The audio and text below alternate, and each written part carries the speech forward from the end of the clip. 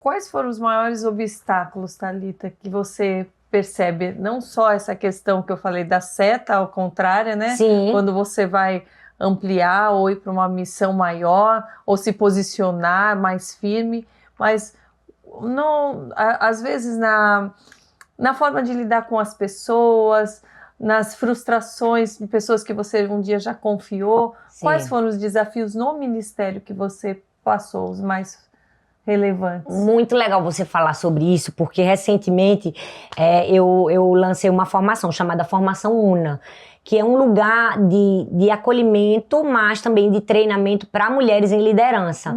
Para mulheres que lideram, para pastoras, esposas de pastor, mulheres que lideram pequenos grupos. Enfim, eu tinha esse sonho muito forte no meu coração por ter vivido tudo isso. Né? São 23 anos de ministério, então são 23 anos liderando à frente de uma igreja, a mesma igreja. Eu conheço de perto as dores e os desafios do ministério. Eu conheço de perto o sofrimento que uma família pastoral carrega. E eu amo falar sobre isso, eu acredito que Deus me colocou como uma voz para falar também sobre isso, porque a gente vive uma época em que se fala muito da ovelha ferida, e eu acho que é importante falar. Infelizmente, a gente sabe que tem muitos líderes aí, abusadores e infelizmente, mercenários também.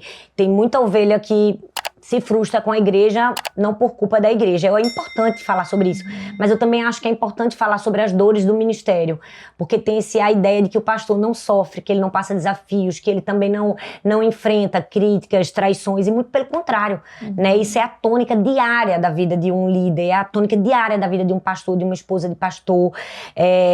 A gente enfrenta o peso do perfeccionismo. As pessoas olham pra gente e elas querem perfeição, né? Você não pode ser humano, você não tem o direito de ser humano, seus filhos também não têm.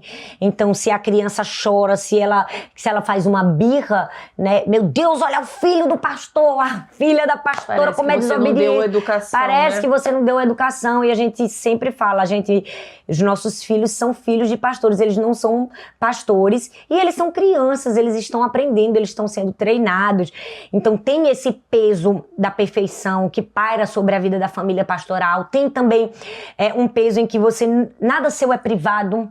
Você está sempre sendo o centro das atenções, você está sendo notado em tudo, você é notado como você se veste, como você se comporta, os seus filhos, como você reage ao seu sofrimento. Então, à medida que você está aprendendo e está sofrendo, você também tem que estar sofrendo e ensinando como reagir no sofrimento. Então, tudo isso é uma pressão muito grande para quem é líder. A parte disso, nós somos pessoas que eu gosto de dizer que a gente está do útero ao túmulo na vida de alguém.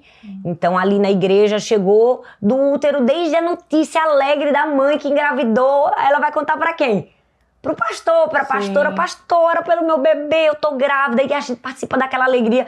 Na verdade, a gente participa da prova antes. Aí ora pra eu engravidar, e a gente tá ali, a gente ora, a gente jejua, a gente participa daquele momento difícil que talvez a pessoa passou.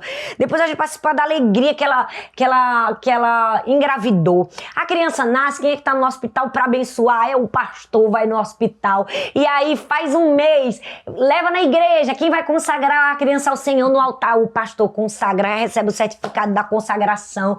Depois aquela criança vai estar ali o tempo todo no ambiente da igreja, convivendo com a gente. E talvez o pastor vai fazer a festa de 15 anos, o pastor vai aconselhar no primeiro namoro, né? O pastor vai orar pelas alianças quando noiva, o pastor vai fazer o casamento. Então o pastor, ele participa da vida da pessoa até o túmulo. Morreu alguém na família, o pastor tá ali na hora da morte. Tem alguém doente, o pastor tá ali na hora da enfermidade. Em quantas todas emoções num dia só para você ver quantas notícias. Em um dia, eu costumo dizer, o pastor, ele pode ter a melhor das alegrias e a pior dos sofrimentos de alguém que ligou: pastor, minha família sofreu um acidente e 5 pessoas morreram. Eu já vivi traumas horríveis desse tipo, e a gente tem que ir lá ser o esteio para aquela mãe que perdeu 5 filhos de uma única vez, entende?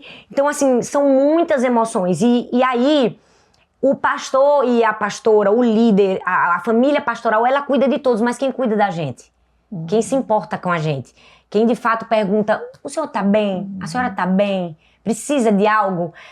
não se tem esse entendimento de que a gente também precisa da graça de Deus. A gente também precisa do favor de Deus. A gente também enfrenta nossas próprias crises, nossos próprios sofrimentos. A gente também tem lutas. Então, por isso que eu me coloquei à disposição do Senhor de fazer esse lugar onde essa pessoa ela possa ser ouvida por alguém que entende de fato o que ela passa. Porque você não pode compartilhar seu sofrimento, sua dor com uma ovelha, porque ela vai ficar horrorizada, ela vai regalar o olho e vai dizer... Essa pessoa ele que tá sofre, me ensinando, tipo assim, como assim? Como Entende? Então você tem que estar num ambiente, num lugar onde as pessoas consigam compreender sua dor, mas não somente isso, onde você seja treinado para lidar com essas dores. Então eu me propus na formação UNA a fazer um lugar de treinamento mesmo. E como tem um passo a passo, tem live? É digital, é online, é totalmente online.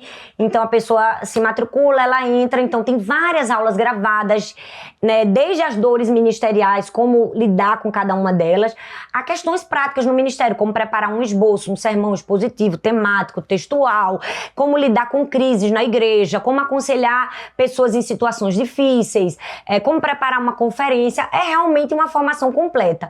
Mas lá dentro é um lugar também de acolhimento, né? De ensinar a lidar com traições, como você bem falou. Porque a gente vai ser traído. Como eu falei, a gente adúltero ao túmulo. E de repente aquela pessoa que a gente confiava, ela sai, ela fala mal, ela inventa alguma coisa, você fica desprotegido. Você diz assim... E agora? Né? O que foi que eu fiz? Onde foi que eu errei? Em algum momento você se pergunta... Né? O que foi que aconteceu? Ela também enfrenta a dor do abandono.